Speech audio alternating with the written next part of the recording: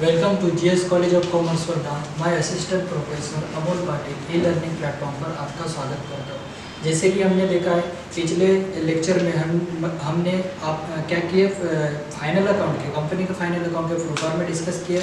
आज हम उसको एक्चुअल एग्जांपल से समझ लेंगे कि उसमें क्या होता है। ठीक है, सबसे पहले फाइनल अकाउंट के लिए कितने अकाउंट क्रिएट होते हैं? 4 अकाउंट। जैसे कि ट्रेडिंग अकाउंट, उसके बाद प्रॉफिट लॉस अकाउंट, उसके बाद profit loss appropriation account and fourth balance sheet. ठीक है, बैलेंस शीट लिखने के बाद पहले तो एग्जांपल को पढ़ लेना चाहिए। एग्जांपल और एडजस्टमेंट पढ़ लेने के बाद बैलेंस शीट की हेड लिख लेना चाहिए। ठीक है, तो सबसे पहले मैं एग्जांपल को पढ़ता हूँ और उसके बाद एडजस्टमेंट को पढ़ता हूँ। ठीक है, एडजस्टमेंट और बैलेंस शीट पढ़ने के बाद जो ट्रायल बैलेंस में एडजस्ट मतलब जो भी पद है उसके साथ अगर एडजस्टमेंट का रिलेशन होता है तो उस पर क्या कर देंगे, हम स्टार मार्क कर देंगे।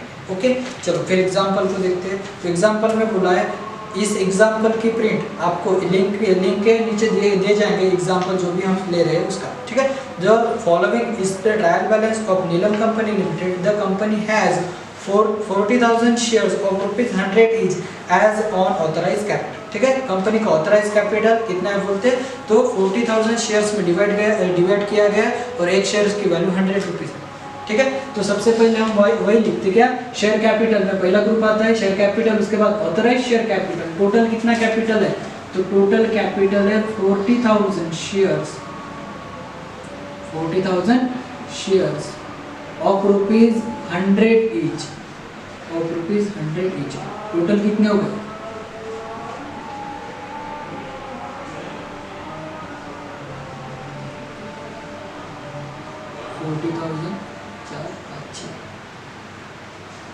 ठीक है, टोटल कितने हो गए 40 लाख। ठीक है, चलो उसके बाद क्या बोला गया है, पहले ट्रायल बैलेंस को सबसे अच्छे से पढ़ लेना और एडजस्टमेंट को पढ़ लेना। एडजस्टमेंट के साथ साथ उस पर टिक मार्क करेंगे। ओके, स्टार मार्क करेंगे। तो सबसे पहले बोला है शेयर कैपिटल।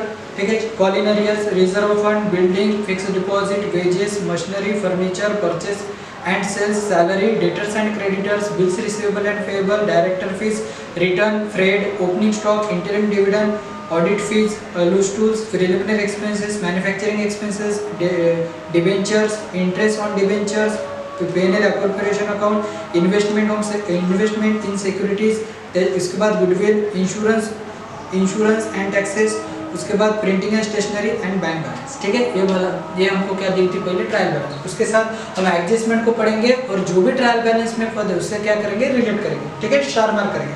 तो सबसे पहले क्लोजिंग स्टॉक, उसका रिलेशन नहीं रहता है। उसके बाद प्रीपेड इंश्योरेंस, तो इंश्योरेंस पर हम क्या कर देंगे, स्टार मार्क कर देंगे।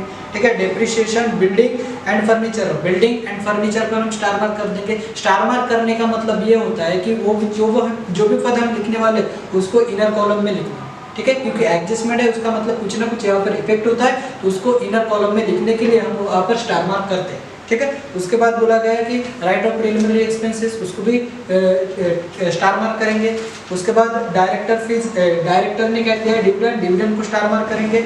उसके बाद ट्रांसफर, रिजर्व फंड, उसका बाद ट्रायल बैलेंस में नहीं रहता इसलिए उससे कोई रिलेशन नहीं। ठीक है, चलो सबसे पहले हम देखेंगे तो बैलेंस शीट की हेड लिखना जरूरी रहता है। बैलेंस शीट में अगर कंपनी का फाइनल अकाउंट सॉल्व करना है और कंपनी के फाइनल अकाउंट आउट ऑफ लेना है तो उसके लिए बैलेंस शीट उसके रूल के हिसाब से बनाई जाती है। ठीक है, तो उसके कुछ हेड है, जैसे कि पहला हेड बोला है शेयर कैपिटल। ठीक है, उसके बाद रिजर्व एंड सरप्लस, उसके बाद सिक्योर्ड लोन, अनसिक्योर्ड लोन, उसके बाद current liability and provision. Asset side के हेड होते हैं, पहले फिक्स्ड डिपॉजिट, उसके बाद इन्वेस्टमेंट, उसके बाद current assets and advances and last में मिसलेनियस एक्सपेंसेस। ओके, तो सबसे पहले हम लिखेंगे ट्रायल बैलेंस शिफ्ट करेंगे। तो पहले बताया गया share capital, total share capital की वैल्यू है। तो शेयर कैपिटल में दो तरह का कैपिटल होता है, ऑथराइज कैपिटल जिससे कंपनी की रजिस्ट्रेशन होता है, तो ऑथराइज कैपिटल हमने आउटर में लिख दिया और वहां पे क्लोज कर दिया। ठीक है, तो उसके बाद क्या है, जो भी कैपिटल रहेगा, एक तो इशू रहेगा और पेड अप रहेगा, तो उसका हेड डालेंगे हम क्या, issue and paid up capital. Total कितना है, issue and paid up capital में टोटल 6 लाख।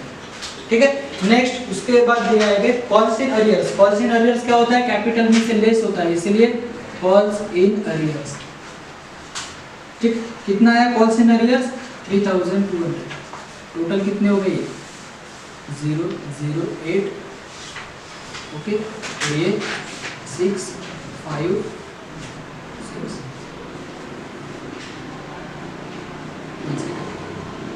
0 0 8 10 में से उड़ गए 6 बचे 9 बचे 5,96,800। ठीक है। उसके बाद कॉल इन अर्नियर्स क्या है, इसके बारे में ज़्यादा बताने की जानकारी नहीं, इसकी जानकारी आपको पहले से ही है।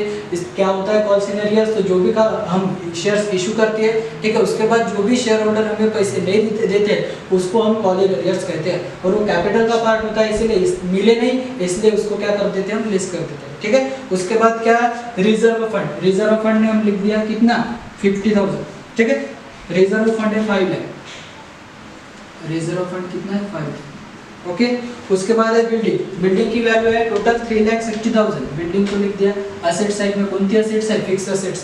ठीक है। उसके बाद फिक्स डिपॉजिट, फिक्स डिपॉजिट अपनी क्या है, कौन से साइड में देखे है, क्रेडिट साइड देखे है, इसका मतलब वो हमारी क्या है लायबिलिटी। कंपनी को ये राइट्स रहता है कि कंपनी फिक्स डिपॉजिट से कुछ अमाउंट कलेक्ट कर सकती है, तो इसीलिए ये हमारी क्या हो जाएंगी अनसेक्योर्ड, क्योंकि उसके लिए कोई भी मॉर्गेज देना नहीं पड़ता। ठीक है। तो इसलिए हमारी वो कौन सी लायबिलिटीज हो जाएंगी अनसेक्योर्ड लायबिलिटी। तो अनसेक्योर्ड लायबिलिटीज में वो आ जाएगा फिक्स डिपॉजिट के नाम से कितना 2 लाख। ठीक है। उसके बाद क्या बोला है, फिक्स डिपॉजिट होने के बाद वेजेस, तो वेजेस कहाँ आएंगे, वेजेस आएंगे ट्रेडिंग अकाउंट। ठीक है। ट्रेडिंग अकाउंट के जो भी अपना प्रो फॉर्मा रहता है उसके हिसाब से लिखेंगे, पहले ओपनिंग स्टॉक आता है, उसके बाद परचेस आता, उसके बाद अदर एक्सपेंसेस आता। ठीक है। यही वे अपने को पहले से रखना है ट्रेडिंग अकाउंट में। ठीक है। तो उसके लिए जगह छोड़ देने की और डायरेक्ट वेजेस के नाम से 60,000। उसके बाद मशीनरी अपनी असेट्स है, कौन से असेट्स है, फिक्स असेट्स है, तो मशीनरी के अकाउंट में लिख दिया 1,60,000। ठीक है। नेक्स्ट फर्नीचर, फर्नीचर भी अपनी क्या है फिक्स असेट्स है, तो फर्नीचर के कॉलम, फर्नीचर के अपनी फिक्स असेट। ठीक है। फर्नीचर को लिख दिया 1 लाख, ये है 1,78,000, और फर्नीचर की वैल्यू है फर्नीचर 1,60,000, कितना है 1,60,000। ओके। इसके बाद क्या क्या बोला गया है, परचेस एंड सेल्स। तो परचेस हम कहाँ पर लिखते हैं, ट्रेडिंग अकाउंट साइड लिखते हैं, तो ट्रेडिंग अकाउंट के डेबिट साइड में परचेस क्यों लिखते हैं, एक्सपेंसेस इसलिए, और सेल्स क्रेडिट साइड, तो परचेस की वैल्यू है 4,20,000 और सेल्स की वैल्यू है 10,50,000। ओके। इनर कॉलम इसलिए लिखा गया है कि उस पे रिटर्न है, और रिटर्न रहने के बाद उसको लेस करना पड़ता है, इसलिए उसको पहले लिख देना, इनर कॉलम में लिख देना। उसके बाद सैलरी, सैलरी अपना कौन सा एक्सपेंसेस है, इनडायरेक्ट एक्सपेंसेस है, और ये सैलरी हमारी आती है पीनल अकाउंट में, इसलिए सैलरी कितना है 1,20,000। नेक्स्ट है डेटर्स एंड क्रेडिटर्स, डेटर्स अपनी असेट्स होती है। ठीक है। इसीलिए कौन सी असेट्स होती है, करंट असेट्स होती है, इसीलिए हमको डेटर्स कहाँ लिखना पड़ता है, तो करंट असेट्स में लिखे हमने कितने 4,40,000। उसके बाद क्रेडिटर, क्रेडिटर कितने 3 लाख, तो क्रेडिटर अपनी क्या रहती है करंट असेट्स रहती है, करंट लायबिलिटी रहती है, इसके इसीलिए हमको कहाँ पर लिखना पड़ रहा है, तो करंट लायबिलिटी एंड प्रोविजन वाले हेड में क्रेडिटर के नाम से कितना 3 लाख। ठीक है। Then bills receivable and bills payable, तो पहले बिल्स रिसीवेबल है, तो कौन सी साइड चले जाएंगे, वो कौन सी साइड चले जाएंगे असेट साइड, और कौन से हेड में करंट असेट्स वाले हेड में। बिल्स रिसीवेबल के साथ लिखे हमने 1,22,000, और बिल्स पेएबल की अमाउंट है 1,80,000। बिल्स पेएबल हमारा क्या रहेगा, करंट लायबिलिटी रहेगी। ठीक है। इसलिए हम उसको करंट लायबिलिटी के हेड में लिखते हैं बिल्स पेएबल। ओके। 1,80,000। नेक्स्ट है डायरेक्टर फीस, तो डायरेक्टर फीस अपना एक्सपेंसेस है, इसीलिए हमको कहाँ लिखना है, तो पीएनएल अकाउंट के लिए, क्योंकि वो इनडायरेक्ट एक्सपेंसेस है, इसीलिए वो आप रह जाएंगे डायरेक्टर फीस 40,000। उसके बाद है रिटर्न, रिटर्न का मतलब होता है रिटर्न आना, परत आना। जो भी रिटर्न है वो क्या है, एक तो सेल्स रिटर्न रहेगा, नहीं तो परचेस रिटर्न रहेगा। पहचानना कैसे, इंडिकेट कैसे करना, अगर डेबिट साइड लिखा है तो क्या रहेगा सेल्स रिटर्न, और क्रेडिट साइड लिखा है तो वो रहेगा परचेस रिटर्न। तो रिटर्न के केस में डेबिट साइड वाला अमाउंट है 30,000, इसीलिए यहाँ से लेस हो जाएंगे 30,000, आउटर में कितना रहेगा 1,20,000, 10,20,000, और क्रेडिट साइड की अमाउंट है 40,000, तो परचेस रिटर्न कितना हो जाएगा 40,000, लेस करेंगे कितने मिलेगा 8,000, 80,000। ओके। 3,80,000 कितना आएगा 3,80,000। ठीक है। उसके बाद बोला है फ्रेट, फ्रेट कौन सा एक्सपेंसेस है, डायरेक्ट एक्सपेंसेस है, इसीलिए फ्रेट ट्रेडिंग अकाउंट में आ जाएगा। ओपनिंग स्टॉक कौन सा एक्सपेंसेस है, तो डायरेक्ट एक्सपेंसेस है, इसीलिए वो कहाँ पर आ जाएगा ट्रेडिंग अकाउंट कितना है 1,30,000। उसके बाद इंटरिम डिविडेंड, डिविडेंड की अमाउंट लिए, इंटरिम डिविडेंड कितना है टोटल 50,000, तो वो कहाँ पे चले जाएगा पीएनएल एप्रोप्रिएशन में। डिविडेंड का जो पोर्शन है वो एप्रोप्रिएशन वाला पार्ट रहता, प्रॉफिट वाला एप्रोप्रिएशन वाला पार्ट रहता है, इसलिए वो पीएनएल एप्रोप्रिएशन अकाउंट में आता है। ठीक है। इंटरिम डिविडेंड के साथ। उसके बाद क्या बोला है credit audit fees, audit fees हमारा खर्चा रहता। ठीक है। और वो कौन सा खर्चा रहता, इनडायरेक्ट ठीक है, इसीलिए वो प्रॉफिट लॉस अकाउंट के डेबिट साइड में आता है टू ऑडिट फीस। उसके बाद बोला है लूज टूल्स अपनी असेट्स रहती है, ठीक है, बट कौन सी असेट्स रहती है, करंट असेट्स। लूज टूल जो रहती है हमारी करंट असेट्स रहती है, ठीक है, तो वो हम कहाँ पर लिख देंगे, करंट असेट्स वाले हेड में लिख देंगे, कितने 76,000, ठीक है। नेक्स्ट है प्रिलिमिनरी एक्सपेंसेस कौन सा एक्सपेंसेस होता है, ये ऐसा एक्सपेंसेस होता है जो कंपनी प्रीलिम स्टार्टिंग शुरू करने के लिए जो भी खर्चे किए जाते हैं उसको प्रिलिमिनरी एक्सपेंसेस कहते हैं। और प्रिलिमिनरी एक्सपेंसेस एक साल का खर्चा नहीं रहता, एक्सपेंसेस नाम है इसलिए अपने को समझ में आता है वो खर्चा है, हाँ खर्चा तो है, बट उसका जो खर्चा है वो एक साल के लिए नहीं किया गया अनेक साल के लिए किया जाता है, इसीलिए वो एसेट करके ट्रीट होता है। और उसको कहाँ पर लिखते हैं, टेम्पररी एसेट्स रहती है, इसलिए वो एसेट साइड लिखते हैं, कौन से नाम से, प्रिलिमिनरी। उसका हेडेक रहता है प्रिलिमिनरी एक्सपेंसेस एंड लॉसेस वाला, मिसलेनियस एक्सपेंसेस एंड लॉसेस वाला, और उसमें लिखते हैं प्रिलिमिनरी एक्सपेंसेस। इनर कॉलम में लिखना है क्योंकि वहां पर एडजस्टमेंट देखें, ठीक है। उसके बाद मैन्युफैक्चरिंग एक्सपेंसेस कहाँ पर आएंगे, तो मैन्युफैक्चर करते हैं, इसका मतलब प्रोडक्ट तैयार करते हैं, और प्रोडक्ट से रिलेटेड जो भी खर्चे हो कहाँ पर लिखते हैं, हम ट्रेडिंग अकाउंट में लिखते हैं, इसलिए मैन्युफैक्चरिंग एक्सपेंसेस से ट्रेडिंग अकाउंट में आ जाएंगे। उसके बाद है डिबेंचर, ठीक है, डिबेंचर क्या रहती है अपनी, डिबेंचर क्या रहती है अपनी, लायबिलिटीज रहती है। और डिबेंचर के लिए कंपनी का रूल है, जब भी डिबेंचर इशू करती है उसके लिए कुछ ना कुछ एसेट्स फ्लोटिंग मॉर्गेज करनी पड़ती है, ठीक है, तो इसीलिए डिबेंचर हमेशा अपनी कौन सी लायबिलिटीज रहेंगी, सिक्योर्ड लायबिलिटीज रहेगी, इसलिए वो सिक्योर्ड लायबिलिटी के ग्रुप में हेड में आता है, ठीक है। कितने आए, डिबेंचर 2 है, ठीक है। उसके बाद इंटरेस्ट ऑन डिबेंचर, अभी डिबेंचर अपनी लायबिलिटी है, उस पे जो भी इंटरेस्ट हम पे करेंगे, ठीक है, इसका मतलब दे रहे इसका मतलब क्या है, वो हमारा एक्सपेंसेस है, इसलिए इंटरेस्ट ऑन डिबेंचर कहाँ पर आएंगे, PNL profit and loss account के डेबिट साइड में, ठीक है। उसके बाद पीएनएल एप्रोप्रिएशन अकाउंट मतलब पिछले साल का बैलेंस जो भी सरप्लस बचा था, तो इस साल के प्रॉफिट में एप्रोप्रिएशन में उसका इस्तेमाल हम पहले करेंगे, इसलिए PNL appropriation account credit side में पहले लिखेंगे पीएनएल एप्रोप्रिएशन के नाम से, और ब्रैकेट में लिख देंगे प्रीवियस ईयर बैलेंस। एक कौन सा बैलेंस है, प्रीवियस ईयर का सरप्लस वाला बैलेंस है, टोटल अमाउंट है 54,000, तो यहाँ पे लिख देंगे 54,000, ठीक है। उसके बाद इन्वेस्टमेंट एंड सिक्योरिटीज, इन्वेस्टमेंट हमारी क्या रहती है, असेट्स रहती है, ठीक है, यहाँ पर आएगी इन्वेस्टमेंट इन सिक्योरिटीज, कितना, टोटल 5 है, ठीक है। नेक्स्ट है गुडविल हमारी क्या रहती है, फिक्स असेट्स रहती है, तो हम कहाँ पर चले जाएंगे, फिक्स असेट्स वाले हेड में, एडजस्टमेंट है इसीलिए उसको कहाँ पर लिखने हैं, इनर कॉलम में लिखते हैं, ठीक है। उसके बाद क्या है, इंश्योरेंस एंड टैक्सेस, हमारा क्या है, खर्चा, तो इंश्योरेंस एंड टैक्सेस वहां पर लिखेंगे हम, ठीक है। एडजस्टमेंट है इसलिए इनर कॉलम में लिखा है इंश्योरेंस के नाम से 40,000, और एडजस्टमेंट है इसलिए हम उसका ट्रीटमेंट करने वाले हैं, तो उसके लिए जगह छोड़ देने की और इनर कॉलम में लिख लेना, ठीक है। प्रिंटिंग एंड स्टेशनरी अपना खर्चा होता है, इसलिए वो कहाँ पर जाता है, पीएनएल एप्रोप्रिएशन अकाउंट में प्रिंटिंग एंड स्टेशनरी के नाम से, टोटल कितने, 30,000, okay.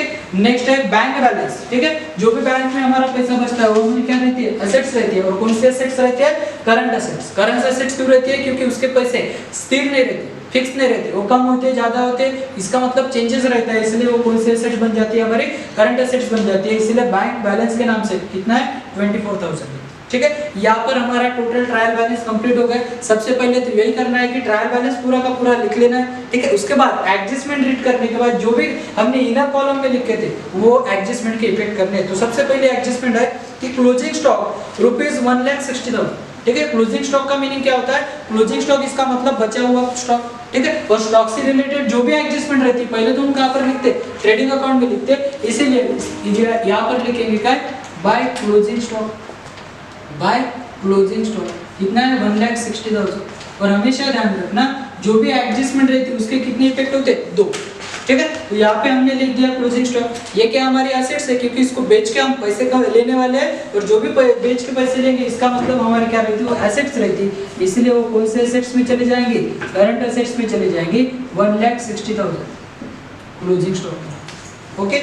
Next second adjustment, prepaid insurance ₹30,000, क्या करना है हमको, इंश्योरेंस जो भी हमने पे किया था, इंश्योरेंस की अमाउंट टोटल कितनी पे हो रही है, 40,000 दिख रही है, पर उसने क्या कहा कि प्रीपेड है। प्रीपेड का मीनिंग क्या होता है कि ज्यादा के देके, ठीक है, जो भी प्रीपेड है इसका मतलब इस साल का खर्चा नहीं है, वो अगले साल का एक्सपेंसेस है, तो इस साल में क्या कर देंगे हम उसको लेस कर देंगे। यहाँ पर प्रीपेड एक्सपेंसेस टोटल कितनी है, तो प्रीपेड एक्सपेंसेस की टोटल अमाउंट बताई गई है 3,000, यहाँ से लेस हो जाएंगे, बचे कितने, यहाँ से कितने बचेंगे 37,000।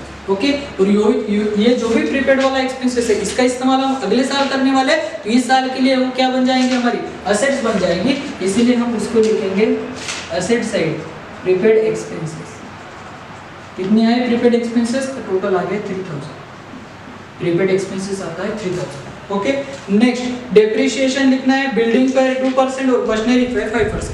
ठीक है, डेप्रिसिएशन का मीनिंग क्या होता है कि उतनी एसेट्स हमने क्या कर दी, कम कर दी। ठीक है, तो जो भी है उसमें से लेस कर देंगे। तो यहाँ पे लिखेंगे पहले तो फर्स्ट इफेक्ट होता है पीएनएल एप्रोप्रिएशन अकाउंट के डेबिट साइड, क्योंकि डेप्रिसिएशन हमारा क्या रहता है, एक्सपेंसेस रहता है, उसको एक्सपेंसेस करके ट्रीट करते हैं, इसीलिए वो profit and loss profit loss account के डेबिट साइड आते हैं। इसमें अगर पर्टिकुलर एक एसेट्स पे है तो डायरेक्ट लिखेंगे, अगर एसेट्स का ग्रुप है तो यहाँ पे हेड डालेंगे डेप्रिसिएशन, उसके अंदर लिखेंगे बिल्डिंग, उसके अंदर लिखेंगे बिल्डिंग और मशीनरी, बिल्डिंग और मशीनरी। ओके, तो कितना है, तो बिल्डिंग पे लिखना है 2%, बिल्डिंग की वैल्यू देखेंगे हम कितनी है, 3,60,000, उसके 2% क्या हो जाएगा, डेप्रिसिएशन 2%, कितना आ जाएगा 7,200। ओके, लेस हो जाएगा, तो टोटल कितने बचेंगे, 0,0,8, ठीक है, 2, 5, 3,52,800। और उसके बाद फर्नीचर पे बोला गया है 5%, फर्नीचर पर टोटल कितने आ जाएगा 8,000। ठीक है, बचे कितने, तो 1,52,000, 1,52,000। ओके, ठीक है, उसके बाद written off preliminary expenses by 25% and 10% of goodwill. Written off करना मतलब कम करना है। ठीक है, जो भी एक्सपेंसेस हमने लिखा था यहाँ पर, इसका मतलब 25% जो भी प्रिलिमिनरी एक्सपेंसेस वो हमारा इस साल का खर्चा है, और बाकी रिमेनिंग जो पार्ट है वो कुछ अगले सालों में उसको राइट ऑफ करेंगे, रिटर्न ऑफ करेंगे, इसलिए यहाँ से क्या हो जाएगा, वो माइनस रिटर्न ऑफ कितना 25%, 25% मतलब 1/4, तो 1,20,000 को 1/4 कितना आ जाएगा 40,000। बचे कितने 30,000, बचे कितने 90,000, कितना बचा 90,000। ठीक है, और ये जो भी राइट ऑफ हो गया वो हमारा एक्सपेंस एज अ एक्सपेंसेस करके ट्रीट करते हैं, और उसको कहां पर लिखते हैं, profit loss appropriation account to written off preliminary expenses, written on expenses. ठीक है, उसमें से पहला है प्रिलिमिनरी एक्सपेंसेस। ठीक है, प्रिलिमिनरी एक्सपेंसेस कितना है, तो टोटल है 30,000। ओके, और दूसरा गुडविल पर कितना रहना है 10%, तो गुडविल की भी वैल्यू हम कम कर देंगे, रिटर्न ऑफ कितना 10%, 10% कितना आ जाएगा 10,400। ठीक है, लेस हो जाएंगे, कितने बचेंगे 600।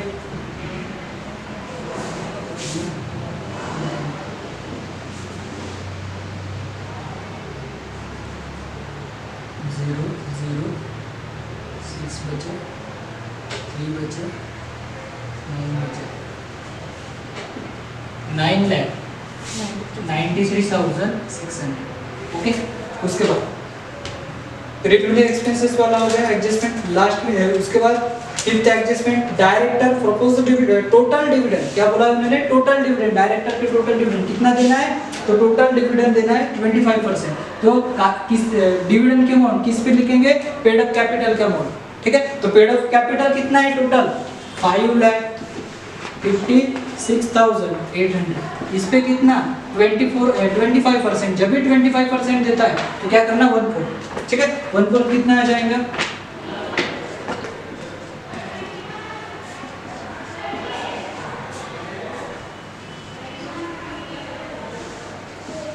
1/4 आ जाएगा 1,69,200। टोटल कितना आ जाएगा डिविडेंड 1,69,200। तो डिविडेंड के अमाउंट लिखेंगे, टोटल डिविडेंड बोला इसका मतलब फाइनल डिविडेंड कितना रहेगा, फाइनल बोल सकते हैं या प्रपोज बोल सकते हैं। टोटल अमाउंट कितनी है, टोटल अमाउंट कितनी है, तो टोटल अमाउंट है 1,69,200, 1 लाख। ठीक है, कितना परसेंट बोला है 25%। ठीक है, 25%। हाँ, टोटल आया 1,69,200। ओके, 1,69,200 लेस कर देंगे, इसका मतलब कितना आ जाएगा 200, ठीक है, 6 9 99,200। तो जो भी बचेगा वो हमारा क्या रहेगा, प्रपोज डिविडेंड। प्रपोज डिविडेंड कितना आ जाएगा, 99,200। कितना आ जाएगा, 99,200, ठीक है। Next, transfer to 1,20,000 to reserve fund. Reserve fund को कितना ट्रांसफर करना है, ये एप्रोप्रिएशन वाला ये रहता है, इसीलिए हमको कहाँ पर लिखना पड़ता है, profit and loss appropriation account, reserve fund. Reserve fund total कितना आ जाएगा, रिजर्व फंड का अमाउंट, रिजर्व फंड का अमाउंट है 1,20,000, ठीक है। और यहाँ पर भी लिखेंगे, कहाँ पर लिखेंगे, रिजर्व फंड में ऐड कर देंगे प्रोविजन।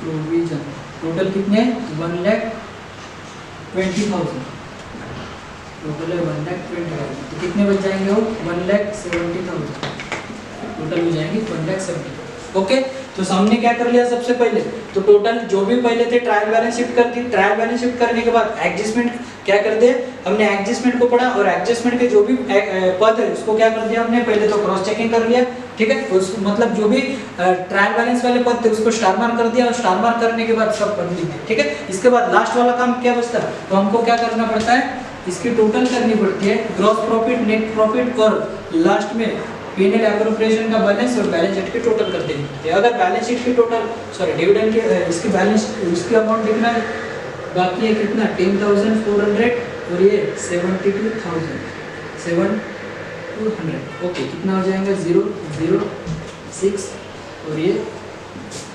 17,600, ओके। तो सबसे पहले हम इसकी टोटल करेंगे, इसकी टोटल में कितना आ जाएगा, ये 0,00040, ओके, 11,80,000, ये भी आ जाएगा 11,080,000, ठीक है। इसके बाद इसकी टोटल करेंगे, जो भी बचेगा वो हमारा क्या रहेगा, ग्रॉस प्रॉफिट। तो यहाँ पे लिखेंगे टू ग्रॉस प्रॉफिट, ठीक है। तो टोटल जो भी आएंगे कितने आएंगे, 30, 90, 90, 90, 90, 1 लाख, 2 लाख, 1,20,000, 1,40,000, 1,20,000, 3 लाख, 6 लाख, 5,80,000।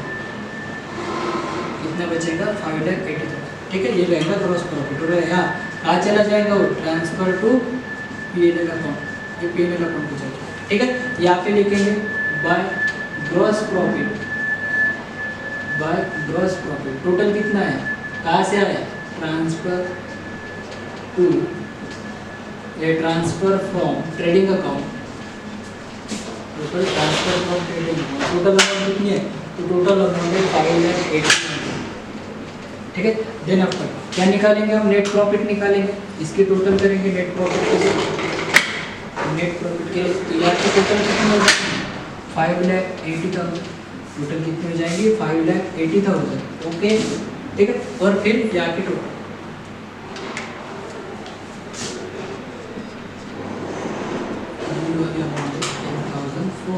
हो जाएंगे 40,400, और बिल्डिंग वाले अमाउंट है 8,000, बिल्डिंग वाली अमाउंट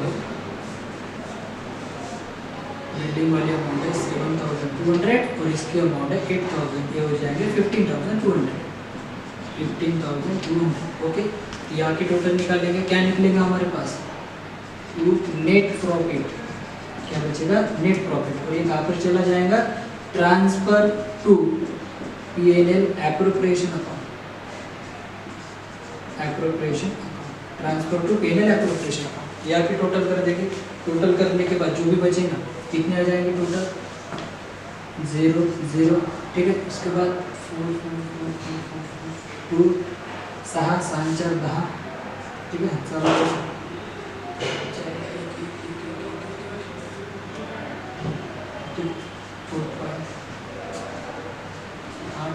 16, 5, 17, 18, 16, 5, 21, 9, 30, चले 3, 21, 9, 30, 3, 3, 2, 5, 5, 4, 5 आणि 4, 9, 10, 11, 12, 13, 14, 15, 16, 17, 18, 19, 20, 20 आणि 1, 21, 21 आणि 25, 25, 26, 27, 28, 29, किती 2, 28, 2, 28, 2, दोनों ने 3 3 2 5 3,29,000 यहाँ पे लिखेंगे हम बाय नेट प्रॉफिट टोटल कितना आया 2,39,400।